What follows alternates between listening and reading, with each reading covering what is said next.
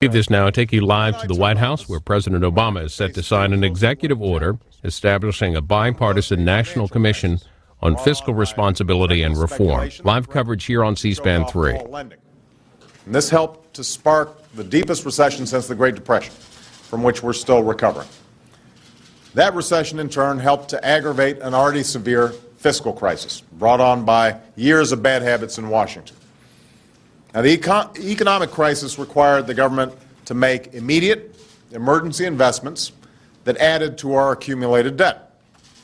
Critical investments that have helped to break the back of the recession and lay the groundwork for growth and job creation.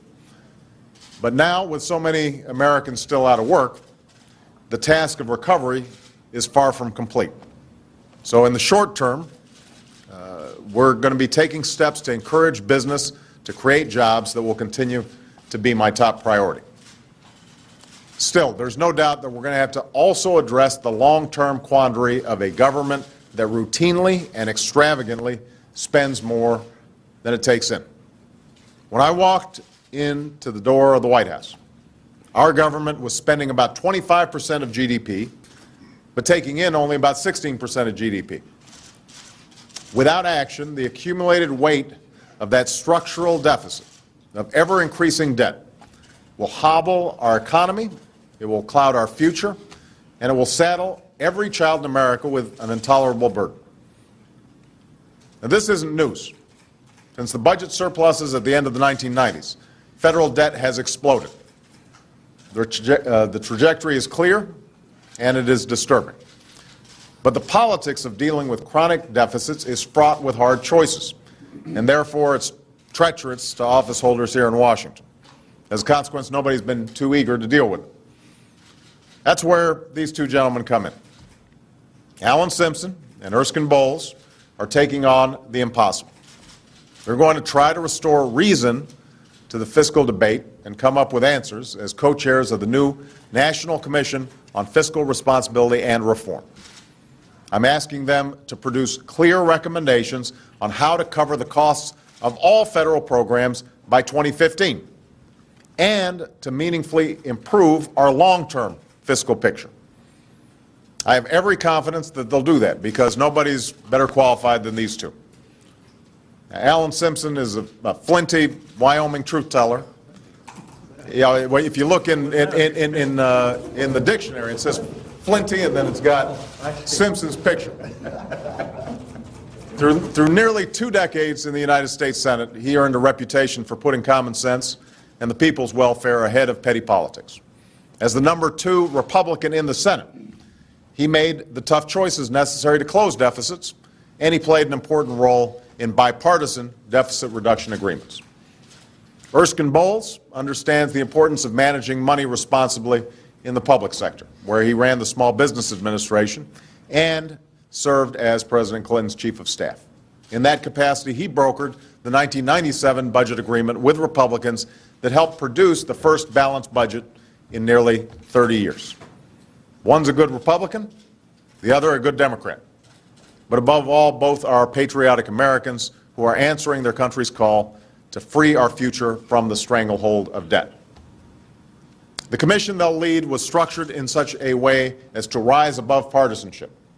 There's going to be 18 members. In addition to the 2 co-chairs, 4 others will be appointed by me.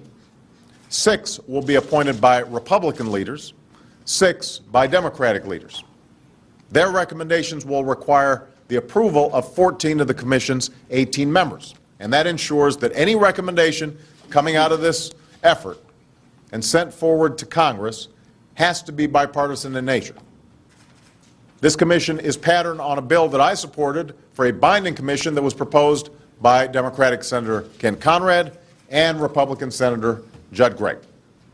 Their proposal failed recently in the Senate, but I hope congressional leaders in both parties can step away from the partisan bickering and join this effort to serve the national interest. As important as this commission is, our fiscal challenge is too great to be solved with any one step alone, and we can't wait to act. And that's why last week I signed into law the PAYGO bill. It says very simply that the United States of America should pay as we go. and live within our means again, just like responsible families and businesses do. This law is what helped get deficits under control in the 1990s and produce surpluses by the end of the decade. It was suspended in the last decade, and during that period we saw deficits explode again. By reinstituting it, we're taking an important step towards addressing the deficit problem in this decade and in decades to come. That's also why, after taking steps to cut taxes and increase access to credit for small businesses to jumpstart job creation this year, I've called for a 3-year freeze on discretionary spending starting next year. This freeze won't affect Medicare, Medicaid, or Social Security spending, and it won't affect national security spending, including veterans benefits. But all other discretionary spending will be subject to this freeze. These are tough times, and we can't keep spending like they're not. And that's why we're seeking to reform our health insurance system, because if we don't, soaring health care costs will eventually become the single largest driver of our federal deficits. Reform legislation in the House and the Senate would bring down deficits, and I'm looking forward to meeting with members of both parties and both chambers next week to try to get this done. And that's also why this year we're proposing a responsible budget that cuts what we don't need to pay for what we do.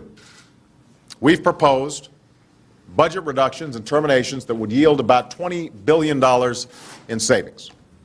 We're ending loopholes and tax giveaways for oil and gas companies and for the wealthiest 2% of Americans.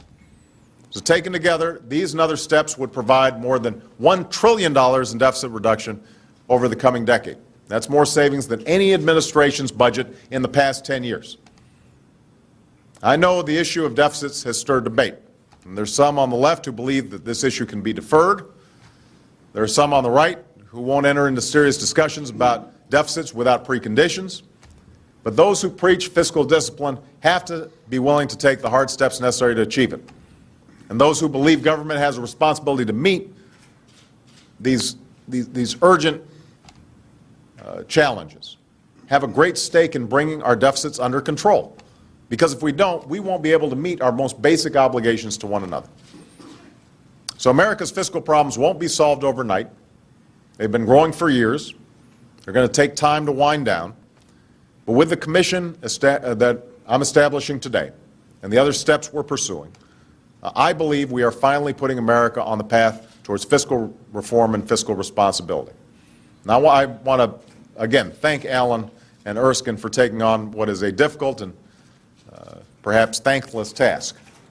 I'm grateful to them for their willingness to sacrifice their time and their energy in this cause. I know that they're going to take up their work with a sense of integrity and a sense of commitment that America's people deserve and America's future demands. And I think part of the reason they're going to be effective is, although one's a strong Democrat and one's a strong Republican, these are examples of people who put country first. And they know how to disagree without being disagreeable. And there's a sense of civility and a sense that there are moments where you set politics aside to do what's right. That's the kind of spirit that we need. And I'm confident that the product that they put forward is going to be honest, it's going to be clear, it's going to give a path to both parties in terms of how we have to address these challenges. All right? Thank you very much. All right, come on, let's sign this now.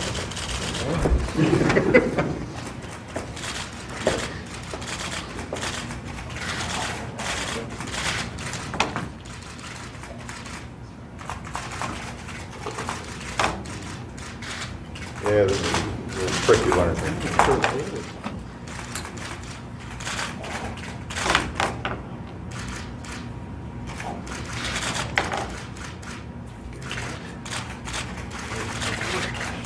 There you go. All right.